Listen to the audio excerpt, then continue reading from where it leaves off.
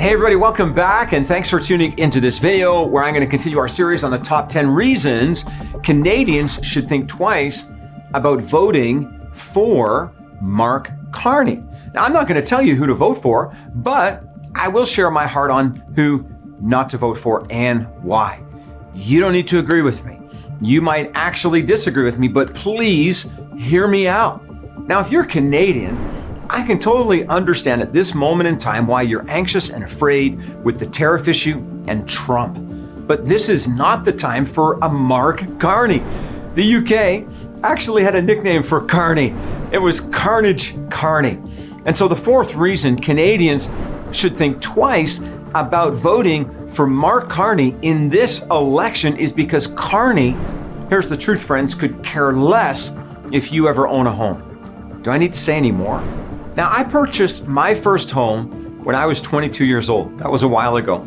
I now have a 25-year-old son, and the chances of him buying his own home without our help is literally, in today's Canada, zero. Now, Carney has a proposed solution to the housing crisis, but his solution is typical top-down and big government. He wants to spend $30 billion on a government housing company. So I guess the answer to solve problems created by government bureaucracy is more government bureaucracy, as I laugh out loud. And the kicker, you don't even ever get to own it. Carney wants to build a mountain of government-run housing compounds to house those who can't afford a house, which is almost everyone under 45 today. So for all the 30-year-olds out there, the 40-year-olds, the 20-year-olds, here's the good news. You get to move out of your mom's basement and into a government-run housing complex owned by Mark Carney and his liberal friends. Are you excited yet? Now let me tell you this, having grown up in government-owned housing complex. That's literally what I grew up in, is government-owned housing complexes. They're often horrible. They're crime-infested a lot of the time. They're not well taken care of. You can't even get the plumbing fixed when you need it fixed.